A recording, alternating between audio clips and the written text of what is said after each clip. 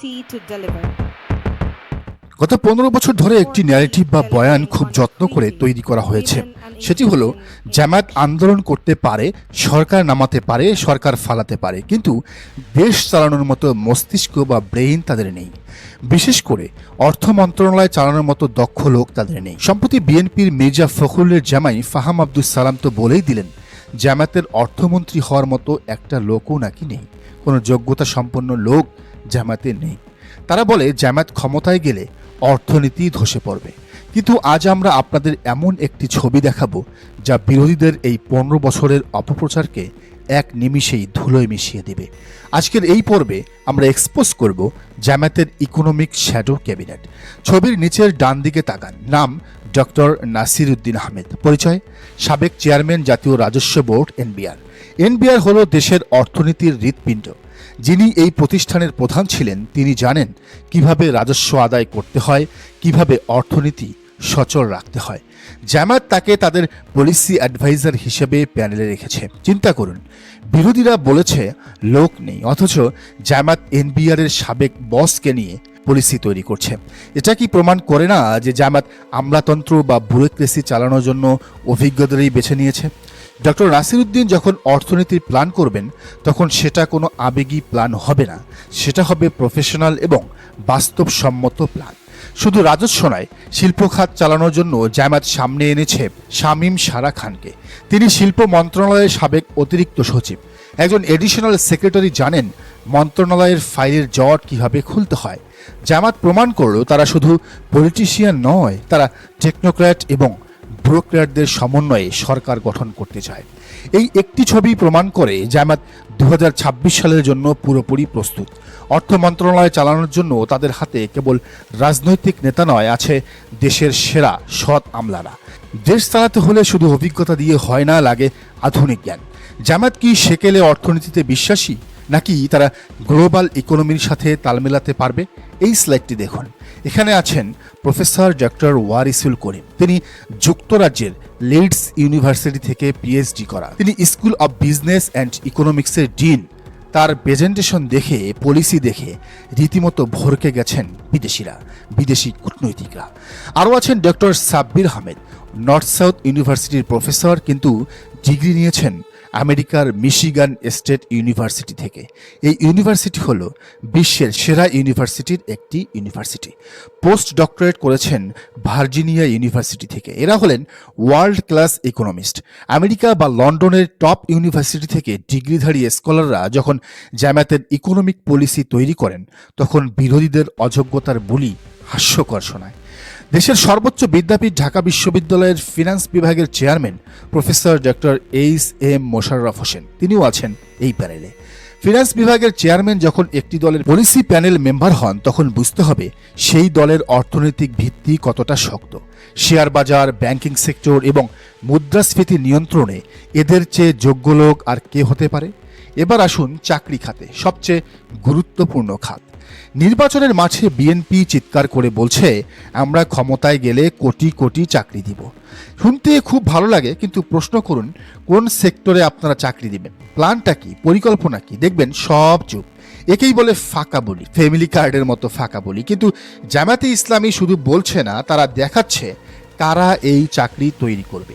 আগের পর্বে আমরা দেখিয়েছি টাকা আনার কারিগরদের, অর্থাৎ অর্থনীতিবিদদের। এবার নতুন ছবিটি দেখুন। এখানে জামায়াত সামনে এনেছে এমন এক টিম যারা জানে কিভাবে জেন জি এবং আলফা প্রজন্মের জন্য মডার্ন জব ফিল্ড তৈরি করতে হয়। চাকরি এখন আর শুধু গার্মেন্টস সেক্টরে নেই, চাকরি এখন টেকনোলজিতে। জামায়াতের প্যানেলে দেখুন মাসুদ রহমান, তার পরিচয় কি? তিনি সাবেক সিনিয়র ইঞ্জিনিয়ার ইন্টেল হলো বিশ্বের সেমি কন্ডাক্টর জায়ান্ট। যিনি ইন্টেলের মতো গ্লোবাল কোম্পানিতে সিনিয়র ইঞ্জিনিয়ার ছিলেন, তিনি জানেন কিভাবে বাংলাদেশে আইটি হাব বা হাইটেক পার্ক গড়ে তুলতে হয়। বিএনপির কোনো নেতার এই অভিজ্ঞতা আছে কি? এরপর দেখুন ইঞ্জিনিয়ার বেলাল আহমেদকে। তিনি বেসিসের নির্বাহী কমিটির সদস্য। বেসিস হলো বাংলাদেশের সফটওয়্যার ও আইটি ব্যবসার নিয়ন্ত্রক সংস্থা। আইটি সেক্টরে ফ্রিল্যান্সিং এবং আউটসোর্সিংয়ের মাধ্যমে লাখ লাখ ডলার আয়ের পথ যারা দেখায়, তাদের নেতাকে জামায়াত পলিসি মেকিংয়ে রেখেছে।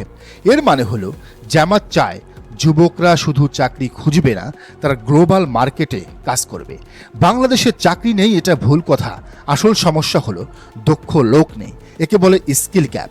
জামাত এই সমস্যার সমাধানে নিয়ে এসেছে মোহাম্মদ আবদুল্লাহ আল মাহমুদকে। তিনি সিইও থ্রাইভিং স্কিল, যিনি পেশাগতভাবে মানুষকে স্কিলড বা দক্ষ করে গড়ে তোলার কোম্পানির সিইও। তিনি যখন যুব মন্ত্রণালয়ের পলিসি বানাবেন তখন দেশের শিক্ষা ব্যবস্থা হবে কর্মমুখী। পাশাপাশি আছেন ডক্টর আশিকুর রহমান, যিনি এশিয়ার রিজিওনাল ম্যানেজার হিসেবে কাজ করছেন। গ্লোবাল কানেক্টিভিটি ছাড়া চাকরি হবে না, জামাত সেটা ভালো করেই বুঝেছে, তাই এদেরকে সামনে এনেছে। এখন পুরো চিত্রটা মেলান। আগের ছবিতে আমরা দেখেছি শামীমারা খান, যিনি সাবেক অতিরিক্ত সচিব শিল্প মন্ত্রণালয়, এবং ডক্টর নাসির উদ্দিন, সাবেক এনবিআর চেয়ারম্যানকে। তারা ইন্ডাস্ট্রি বানাবেন এবং ফান্ডের ব্যবস্থা করবেন। আর এই ছবিতে মাসুদ রহমান, যিনি ইন্টেলে কাজ করছেন, এবং বেলাল আহমেদ, যিনি বেসিসে কাজ করছেন, সেই ইন্ডাস্ট্রিতে টেকনোলজি বসাবেন এবং চাকরির ক্ষেত্র তৈরি করবেন।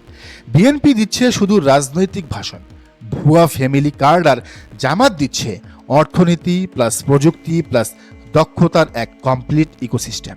জেনজি এবং আলফা জেনারেশনের ভাষা জামাত যেভাবে বুঝেছে, অন্য কোনো দল তার ধারের কাছেও নেই।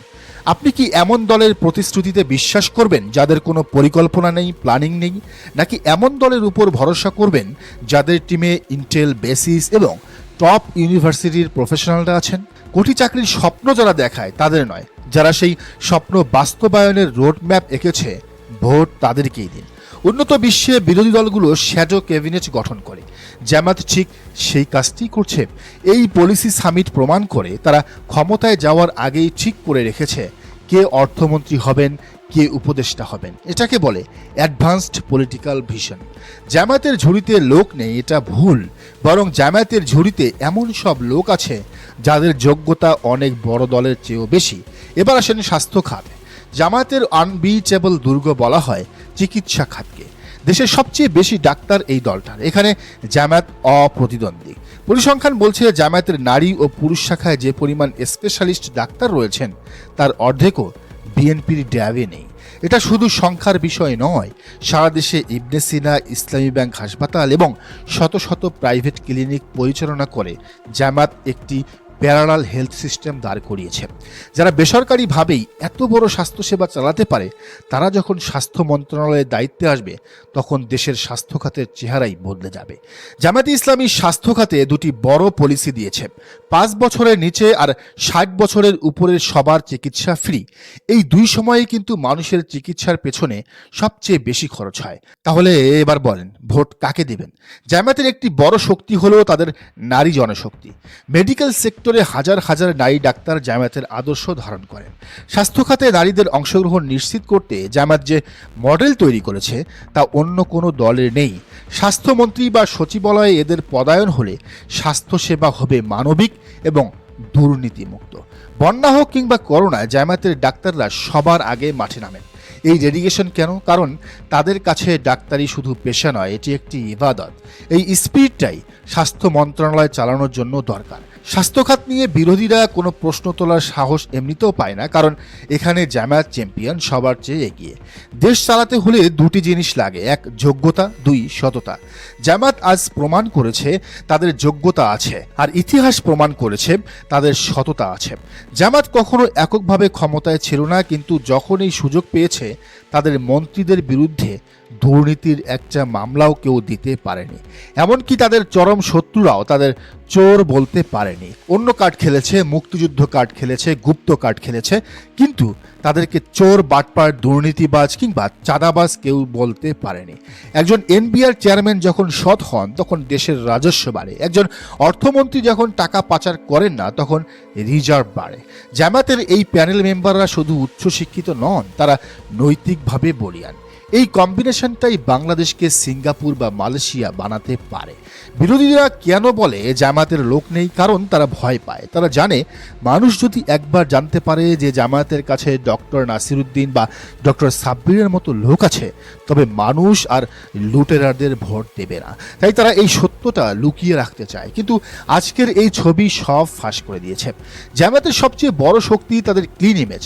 এর সাথে যখন টেকনিক্যাল এক্সপার্ট যুক্ত হয় তখন তা হয়ে হয়ে ওঠে অজেয়। followed by আজকের এই panel সেমিনারটা discussion, শুধু একটি সেমিনার which shall নয়, এটি include ছিল আগামীর বাংলাদেশের ব্লু প্রিন্ট উন্মোচন।